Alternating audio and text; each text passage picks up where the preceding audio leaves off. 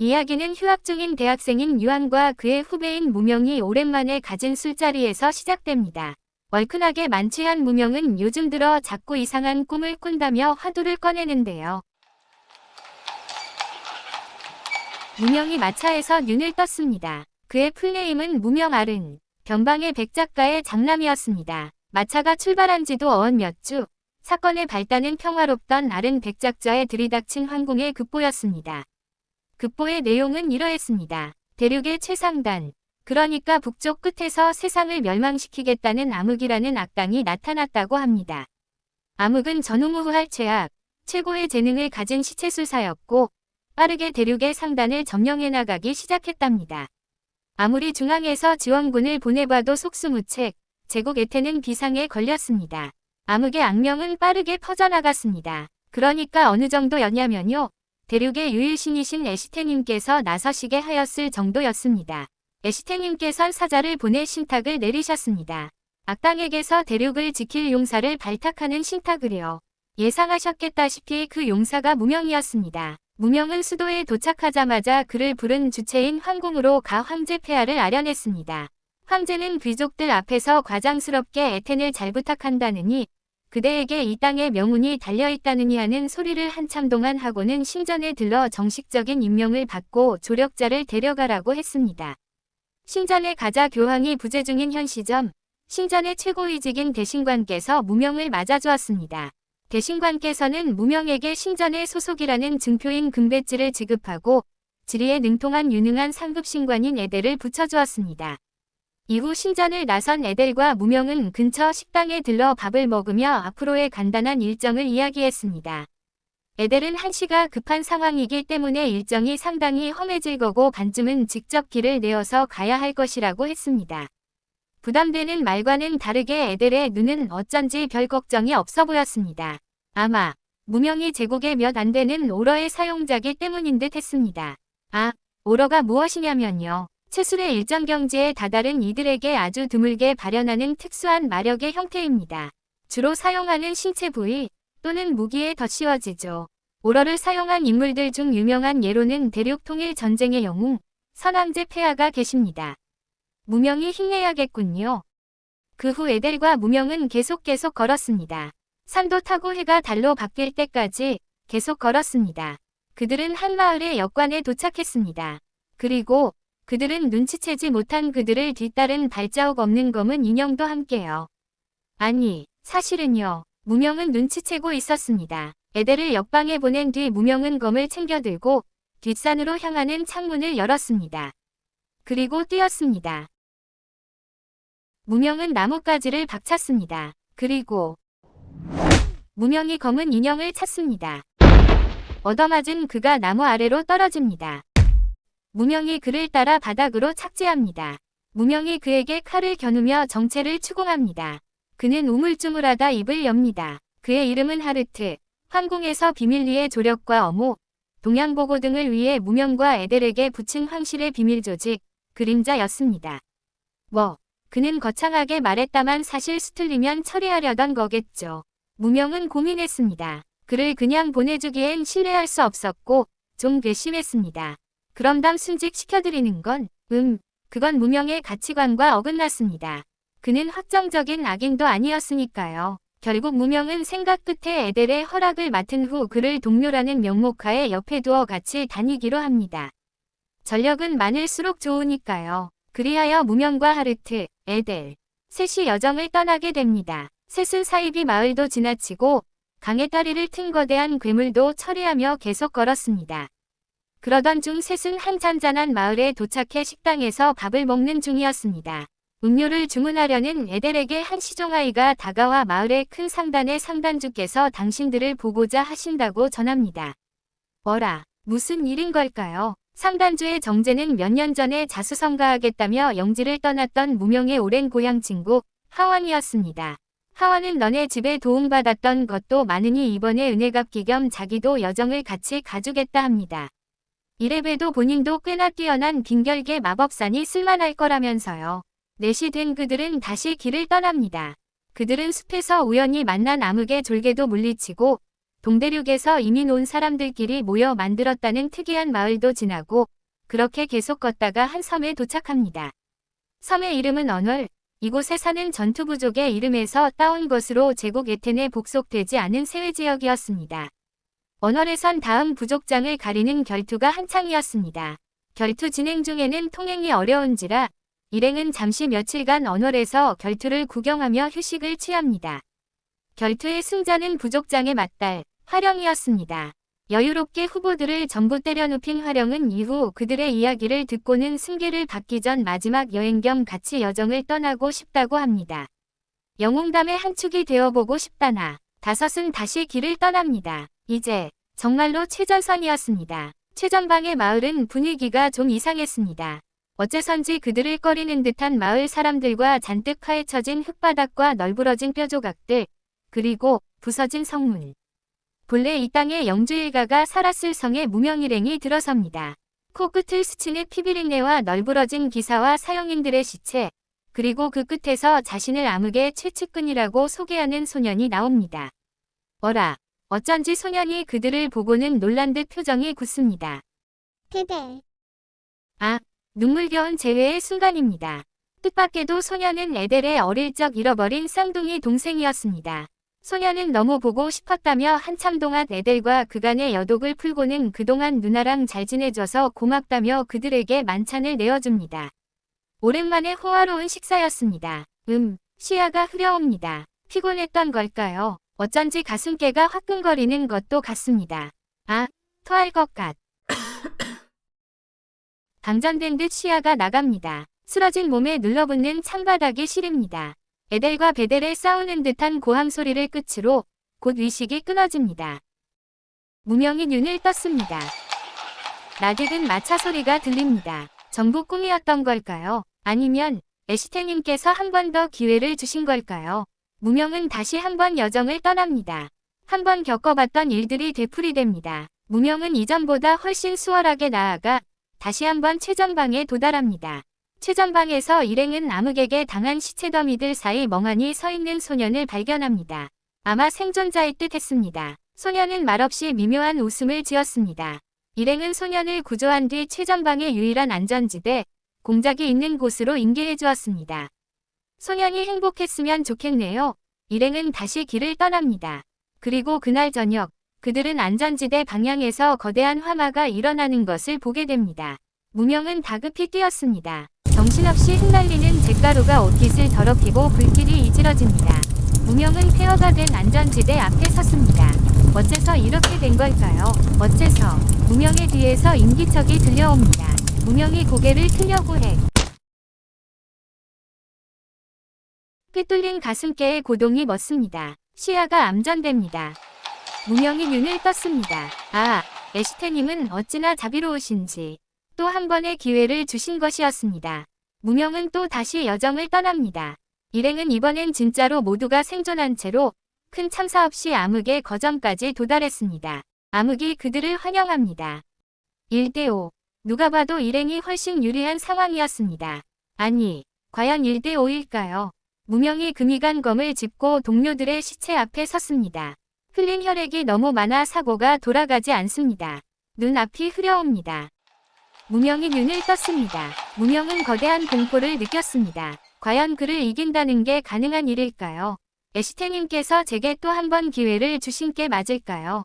아, 무명이 그러든 말든 다시 마차문이 열립니다. 무명은 계속해서 반복했습니다. 계속, 수백 번을 반복했을까요? 무명은 끝내 암흑을 죽이는데 성공했습니다. 드디어요. 마침내 끝인 것입니다. 그리고 며칠 뒤, 무명은 다시 마차에서 눈을 떴습니다. 이번에 무명은 마차를 돌려 백작저로 향했습니다. 무명은 아주 오랜만에 보는 가족들과의 재회를 하고 따뜻한 저녁 식사를 먹고 그리고 아주 깊은 잠에 빠져듭니다. 자다, 깨다, 자다, 깨다. 나른한 정신의 반복이었습니다. 몇 달을 잤을까요? 잠에서 깬 무명이 본 것은 피바다가 된 저택이었습니다. 바닥을 구르는 가족들의 머리와 절그럭거리는 황실기사의 흑색 갑주. 무명은 부서진 갑주 조각을 뒤로 하고 황궁으로 향했습니다. 황궁으로 가는 길에 무명은 자고 있던 동안에 애텐을 들었습니다.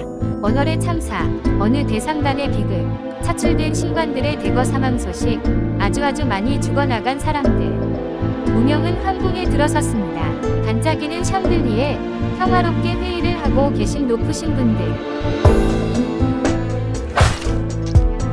무명은 다시 여정을 떠납니다. 무명은 다시 반복합니다. 다시. 그날 저녁, 무명은 암흑을 처단하고 승전회를 벌이는 동료들 사이에서 빠져나와 멍하니 하늘 보고 있었습니다. 또 며칠 뒤면 돌아가겠지요. 옆에 숲을 쪽에서 부스럭거리는 소리가 들려옵니다.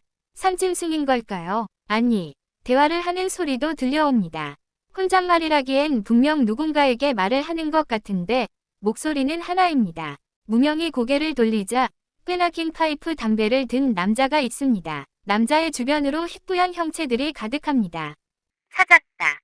남자가 성큼성큼 무명에게 다가옵니다. 남자는 거슬리던 시계소리가 내 것이었냐느니, 한 사람한테 죽음이 몇 개가 겹쳐 있는 거냐느니, 알 수 없는 소리를 하고는 파이프 담배를 치켜들고 무명의 뒤를 내려 찍었습니다. 눈앞이 번쩍입니다. 무언가 바로 잡혀진 기분이 듭니다. 토할 것만 같습니다. 무명이 주저앉아 숨을 몰아쉽니다. 남자는 볼일이 끝난 듯 그런 무명을 두고 그대로 자리를 떠납니다. 그 후 반년이 흘렀습니다. 여정이 끝난 후 하원은 오랜만에 친우를 볼 겸 마른 백작자에 방문했습니다. 백작 부인께선 무명이 방에서 늦잠을 자고 있으니 가서 깨워도 된다고 하였습니다. 대낮까지 낮잠이라니 용사님께서 이렇게 깨울러도 되나. 하원은 무명을 놀려줄 생각을 하며 무명의 방문을 열었습니다. 고동색 머리칼이 추락합니다. 용사 무명 아른의 이야기가 진행되는 사이 대학생 유한과 무명의 이야기도 천천히 흐르고 있었습니다. 유한과 무명은 그날의 술자리 이후 주기적으로 만나며 무명의 꿈 이야기를 메인으로 노닥거리고는 했습니다. 어느 순간부턴가는 무명이 바쁜지 연락이 안 되어 만나지 못하긴 했습니다. 유한은 그런갑다 했습니다. 무명은 일명 갓생러, 성실하고 바쁜 사람이었으니까요. 어느 날 무명에게서 오타 가득한 카톡이 오기 전까지는 말입니다. 유한은 무명의 집으로 곧장 찾아갔습니다. 현관문이 열려 있어 초인종을 누를 필요는 없었습니다. 유한이 문을 벌컥 열었습니다. 그렇게 거진 한 달 만에 만난 무명의 상태는 상당히 말이 아니었습니다. 무명은 꿈속에 제가 계속 죽는다느니 잠들고 싶지 않다느니 알기 힘든 이야기를 횡설수설 늘어놓다가 울며 다시 잠에 들었습니다. 유한은 어차피 백수라 할 일도 없고 후배의 상태가 걱정되기도 하여 옆을 지켜줍니다. 무명은 그렇게 6시간 정도를 자다 깨다를 반복하다 어쩐지 평온해진 얼굴로 잠에서 완전히 깹니다. 유한의 괜찮냐는 걱정스런 물음에는 선배가 전부 해결해줬다는 모호한 답변만을 내놓는 통에 유한은 결국 알겠다고 다행이라고 돌아갈 수밖에 없었습니다. 무명은 다음 날부터 정상생활로 복귀한 듯했습니다. 머리를 기르기 시작했다고도 한 것 같습니다. 주기적으로 하던 만남도 자연스레 끝났습니다. 유한은 도통 모르게 돌아가는 상황에 옆집 친구 수림에게 하소연을 합니다. 수림이 웃습니다. 뭔가 알고 있는 것 같지 않나요? 소년이 수풀에 누워 자고 있습니다. 대충 걸쳐 입은 피범벅의 거적은 아마 어느 오래전 죽은 이름 모를 이의 것일 겁니다. 소년은 몇 년 전부턴가 귀신들의 보필을 받으며 이 숲에서 살기 시작했습니다. 소년이 정확히 언제 어디서 왔는지 아는 이는 없습니다. 소년은 종종 찾아오는 침입자들을 혼내주고 쫓아내고 배고플 땐 과일 따위의 것들에 주워 먹으며 노닥이는 것이 일상이었습니다. 그 남자가 숲에 오기 전까지는요. 남자의 이름은 유자명, 자칭 뒷세계 관리자이자 사령술사입니다. 최근 근처 지역의 이들이 어느 숲을 지나려다 자그마한 괴물에게 된통당했다는 소식들을 듣고 진상을 알기 위해 왔습니다. 자명은 단순한 모습으로 둔갑한 귀신 하나를 낚아챘습니다. 너네 계약자 어딨냐? 발광하는 귀신을 뒤로 수풀에서 어린아이의 불퉁한 목소리가 들려옵니다. 내 부하 괴롭히지 마. 몇 번의 공방이 오가고 자명은 소년의 재능을 눈치챕니다. 하기야 장정들을 골려먹은 꼬맹이가 평범할 리는 없을 터긴 했습니다. 자명은 이대로 혼자 자라게 냅두면 나중에 분명 큰일을 치게 분명한 소년을 제자로 삼기로 합니다. 자명은 기절한 소년을 들쳐매고 집으로 갑니다. 자명은 소년을 박박시키고 밥도 먹이고 안이라는 이름도 붙여줍니다. 성은 본인의 성씨를 주어 합치면 유한이었습니다. 그 후로 자명은 제자 육성에 성심을 다합니다. 자명은 유한에게 채술과 전문적인 사령술을 가르쳐주고 순찰에 데리고 다니며 주변에 소개를 시켜주기도 합니다. 자명이 자명의 친구와 만나는 김에 유한과 또래인 자명의 친구의 동생과도 친분을 가지기도 하고요. 또 다른 친구에게 배신당해 자명이 무너지는 모습을 지켜보기도 합니다. 사실 유한을 별 생각은 없었습니다. 자명과의 생활은 꽤나 만족스러웠고 지금까지 그 생활에 큰 이변은 없었으니까요. 그날도 별다른 이변 없이 유한을 두고 외출한 자명을 기다리며 귀신들과 놀고 있던 차였습니다. 거칠게 문이 열리는 소리가 들려옵니다. 유한이 시선을 돌린 곳엔 가슴팍에 화살이 꿰뚫려 넝마가 된 자명이 서 있습니다. 자명은 습격을 받았다느니 끝까지 같이 있어주지 못해 미안하다느니 갑작스런 소리만을 마구 해대다 사람을 사랑하라는 유언을 끝으로 바닥으로 허물어집니다. 어깨 얹어진 사람 한 구의 무게가 식어갑니다. 유한이 몸을 일으켰습니다. 억제해두었던 귀신들의 둔갑이 풀립니다. 유한은 몇 달을 그렇게 잡히는 대로 뒷세계의 이들을 잡아죽였습니다. 큰 조직의 산하 조직, 그 다음에는 작은 조직, 그 다음에는 조잡한 개인들까지. 그 학살이 끝난 건 자명의 친구의 동생, 100년이 뒤늦게 와서 말리고 나서야였습니다. 자명이 없는 집에 돌아온 유한은 그제서야 가만히 생각합니다. 자명의 유언은 무슨 뜻이었을까요? 끝까지 사람의 손에 죽어놓고선 사람을 사랑하라니 유한은 자명을 이해할 수 없습니다. 그래서 유한은 자명을 이해하기 위해 생전에 자명을 모방해보기로 합니다. 유한은 매일 외출을 했습니다. 학살 당시 만난 귀신 아인도 함께였습니다. 유한은 순찰을 하며 치안을 지키고 선을 넘는 이들을 제지하고 종종 곤란한 이들을 돕기도 하며 유자명의 생애를 따라합니다. 그리고 여느 때처럼 순찰을 돌고 돌아오던 날, 그날은 어쩐지 유독 거리에 사람들이 북적이는 느낌이었습니다. 어라, 노랫소리도 들려오는 것 같습니다. 무슨 행사라도 있는 걸까요? 추수감사 축제는 한참 남은 걸로 아는데 유한이 주변을 둘러봅니다. 거리의 중앙에서 행진하는 신관들이 보입니다. 또한 순백의 행진의 끝에서 가장 빛나는 이도요. 사람들은 그를 성자라 불렀습니다. 무슨 재미로 삶을 사는 건지 모를 지루한 눈빛이었습니다. 유한은 성자에게 흥미가 생겼습니다. 유한은 그날 밤 곧바로 대신 전 성자의 방에 침입해 성자에게 제안합니다. 너에게 사는 재미를 알려줄 테니 친구가 되지 않겠냐고. 교황의 교육 탓에 세상과 단절되어 왔던 성자는 처음으로 제게 다가온 바깥의 세상에 그 제안을 수락합니다. 그날 이후 유한은 매일 밤 성자의 방에 디저트와 오락 따위를 들고 가 어린애들이나 할 법한 놀이를 하고 노닥거리며 놀았습니다. 성자의 이름은 수림이라 하였습니다. 수림은 유한과 교류하며 꽤나 많이 밝아졌습니다. 숫기 없던 성격도 점차 장난스러워졌습니다. 긍정적인 변화였습니다. 수림의 보호자였던, 아니, 수림을 손 안에 두고자 했던 교황에게는 달갑지 않은 소식이었습니다. 수림은 결국 훈육을 받았습니다. 물론 유한은 노발대발했지만 수림은 제 잘못이 맞다며 유한을 말렸습니다. 결국 유한은 수림의 기분을 풀어주기 위해 며칠 뒤 열리는 야시장에 수림과 함께 가기로 합니다. 공적 일정이 아닌 수림의 첫 사적 외출이었습니다. 축제는 즐거웠습니다. 색색의 등들과 달콤한 닭꼬치 풍물놀이패 등 수림이 처음 보는 것들 천지였습니다. 다만 수림이 처음 보는 것은 그러한 반짝이는 것들뿐만이 아니었습니다. 수림이 눈이 바닥에 닿습니다. 구걸하는 어린 거지들과 종종 들려오는 부패한 신전을 욕하는 소리. 수림은 혼란스러움에 유한의 손을 뿌리치고 곧장 신전으로 달려갑니다. 위심이 싹트기 시작하니 그간 몰랐던 모순들이 하나둘 눈에 보였니다. 교황의 궤변들이라던가 그가 평생 믿어왔던 것들이요. 본래 성직자가 타락하게 되면 심판자의 징벌이 내려오지 않던가요? 어떻게 이럴 수가 있을까요? 수림은 진실을 알기 위해 밤마다 몰래 기록실에 가 몇천 년의 기록을 하나하나 뒤지기 시작합니다. 어느 순간부터 사라진 직접적인 신의 기록, 점점 추상적으로 변해가는 신전의 업적과 선행의 기록 등 수림은 깨닫습니다. 지금 이 세계에 신은 없습니다. 죽었는지 어쨌는지 모르겠습니다. 주요한 건 지금 없다는 거였습니다. 신의 이름으로 돌아가는 세계에 신이 없다면, 그렇다면 우리는 수림은 자신이 해야 할 일을 깨달았습니다. 일을 시작하기 전 수림이 가장 먼저 한 일은 유한과의 관계를 끊어내는 것이었습니다. 그는 좋은 친구였지만 좋은 아군이라기엔 큰 변수였기에 친구 놀이는 끝이라느니 그러한 마음에도 없는 소리를 하며 수림이 유한을 창밖으로 밀쳤습니다.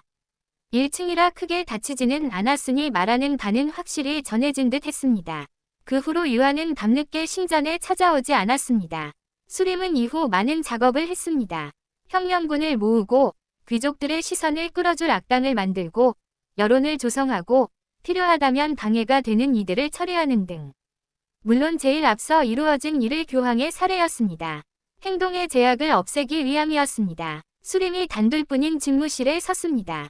아니, 단둘은 아니었을까요? 그녀의 이름은 아이, 대신전의 막내 신관입니다. 아이는 신전이 정말 좋습니다. 신전은 맛있는 밥도 주고요. 다른 사람들을 도울 수도 있고 또 아름다우신 성자님께서도 계시니까요. 아, 맞아요. 성자님. 성자님께서 요즘 많이 바뀌셔서 신관들 사이에서 화제인데요. 사실 아이는 그 이유를 안답니다. 그 이유는 바로 성자님께서 사랑에 빠지신 겁니다. 아이는 봤습니다. 한밤의 미래 장면을요. 아이는 성자님의 비밀을 지켜드리기로 했습니다. 낭만적이니까요. 그런데 그게 이런 비밀까지 알고 싶다는 뜻은 아니었는데요. 아이는 그날 밤 뜬 눈으로 나를 지샜습니다. 다음날 교황성하께서 시해당하셨다는 이야기가 퍼졌고 범인을 잡지 못한 채 얼마 뒤 교황성하의 장례식이 치루어졌습니다. 성자님께선 교황의 대리직인 대신관의 자리에 올랐습니다. 성자님은 그 후로 이전과는 다른 의미로 정말 많이 바뀌셨습니다. 단정하게 하나로 올려 묶었던 머리를 푸셨고요. 신관들에게 무척 살가워지셨습니다. 그리고 종종 아이와 마주치면 속내를 알 수 없는 웃음을 지으시곤 했습니다. 아이는 돌아버릴 지경이었습니다. 그렇게 아이의 불안과 공포로 점철된 몇 년이 지납니다. 위지하던 룸메이트였던 에델 언니가 여정에 차출되어 복귀하지 않고 종종 신전 내에서 벌어지는 자살과 살인사건 등의 아이는 결국 무너져 어느 야밤에 울며 지연의 방에 찾아가 모든 걸 털어놓습니다. 지연은 현실적인 이였습니다. 지연은 한참을 생각하다 대신관을 폭로하고 벌한다거나 그런 건 우리 같은 힘없는 일반 신관들에겐 불가능한 일일 것이라고 말합니다. 그리고 아이의 손을 잡으며 그러니 함께 도망가지 않겠냐고 묻습니다. 지연도 근 몇 년 들어 대신전과 수도의 분위기가 뒤숭숭한 것을 느끼고 있었기에 빠르게 내릴 수 있었던 결론이었습니다. 그녀가 과거에 도주 이력이 있었던 것도 한몫하겠지요. 아이는 고민 끝에 그 손을 마주 잡습니다. 또 다시 몇 달 뒤에 어느 날 저녁, 아이는 일과를 마치고 방으로 돌아가던 중 지연의 숙소 쪽으로 향하는 대신관을 보게 됩니다. 불안한 감각이 아이를 절려옵니다. 아이는 떨리는 손끝을 누르며 대신관의 뒤를 쫓습니다. 대신관의 발걸음이 향한 곳은 다행히도 숙소 뒤의 뒷산이었습니다. 아이는 안심하며 슬슬 돌아가기로 합니다. 아이가 시선을 거두려는 차, 대신관의 몸이 뒤로 틀어집니다. 역시 그날 보았죠. 순례가 바뀌었습니다. 아이는 곧바로 뒤돌아 그를 피해 뛰었습니다. 대신관이 천천히 그녀를 뒤쫓습니다. 정신없이 뛰다 보니 그녀는 산 깊숙한 어느 곳, 그곳의 절벽 끝에 내몰려 있었습니다. 아이는 마구 화를 내며 대신관에게 대체 목적이 무엇냐고 소리칩니다. 대신관은 웃으며 조곤조곤 떠들어댑니다. 그 내용에 경악한 아이가 대신관에게 저주에 가까운 말을 퍼붓습니다. 대신관의 표정이 굳습니다. 충격이라도 받은 걸까요? 아니, 그건 아니었나 봅니다. 밭 밑에서 불길한 소리가 들려옵니다. 아이의 몸이 뒤로 훅 기울어집니다. 다리가 허공을 부유합니다. 그러는 사이 유한의 일상은 변함이 없었습니다. 그는 언제나처럼 외출을 했고 곤란해 보이는 용사님을 도와주기도 하고 신전 뒷산의 원혼이 되기 직전인 소녀령을 성불시켜주기도 했습니다. 더 이상 밤에 친우를 만나러 가지는 않았습니다. 그러던 중 유한의 귀에 몇 가지 묘한 이야기가 들려옵니다. 하나는 사람들 사이에서 신앙에 대한 의심이 높아지고 있다는 이야기였습니다. 사실 이건 유한의 상관은 아니긴 했습니다. 또 하나는 성직자의 다발적인 연쇄살인 의혹이었습니다. 두 번째는 종종 있는 일이긴 했습니다만 이번에는 좀 달랐습니다. 지속적이고 깔끔한 일처리 방식과 짧은 주기로 이루어지는 건들을 보아한 사람의 소행이 분명했습니다. 신성력 탓에 귀신들은 성직자의 곁에는 가지 못했기에 정확한 범인은 알 수 없었지만 오히려 그 탓에 그 범인의 형질은 알 수 있었습니다. 오늘도 에텐의 평화를 위해 유한은 범인을 찾아보기로 합니다. 요즘 할 일도 없었기도 하고요. 그렇게 며칠 핏자국을 따라 밟은 결과 유한은 익숙한 일을 마주합니다. 도망치려는 수림과 그를 붙잡으려는 유한의 싸움이 벌어집니다. 결과는 수림의 완패였습니다. 그간의 정황의 수림의 위중을 파악한 유한이 그냥 살면 안 되냐며 울음을 터뜨립니다. 수림이 유한에게 빕니다. 유한은 결국 수림을 놓아줍니다. 홀로 남게 된 골목에서 유한은 가만히 생각합니다. 그리고 유한은 어떠한 결심을 합니다. 그의 이름은 에릭. 성실하고 인망 좋은 평범한 마을 청년입니다. 그러던 그는 어느 날 밤 흰 가면 쓴 남자에게 세상을 바꿔보지 않겠냐는 제안을 받게 됩니다. 몇 년 전 죽은 친구의 처절한 유언이 스쳐갑니다. 그 후 에릭은 발로 뛰어가며 중요 인물들을 포섭하고 억울하게 감옥 갇혔던 동포들을 구하고 신분을 숨기고 이곳저곳 돌아다니며 연설 따위를 하는 등 정말 바쁘게 지냈습니다. 고작 2명으로 시작했던 혁명은 어느새 혁명군이라는 명칭으로 불리게 되고 그가 위치한 수도 바일은 혁명군의 본부가 되었습니다. 이제 결전의 날이 얼마 남지 않습니다. 한편 신전에서는 긴급 비밀회의가 진행 중이었습니다.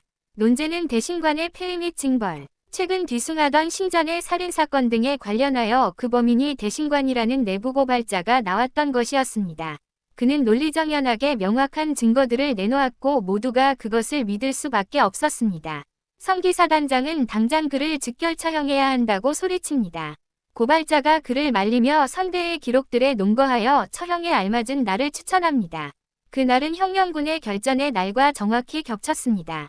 왜냐면 고발자였던 신관 자디는 수림의 끈앞풀이었기 때문이었습니다. 때에 맞춰 미리 신전을 쓸어두려는 수림의 계략이었죠. 어찌됐건 그날이 다가옵니다. 횃불이 켜집니다. 유한은 창밖을 바라봅니다. 하늘은 어두우나 세상은 어둡지 않습니다. 본래 지금쯤 황궁에 있어야 할 유한의 친애하는 이는 방금 아인에게 맡겨 도피를 시켜둔 참이었습니다.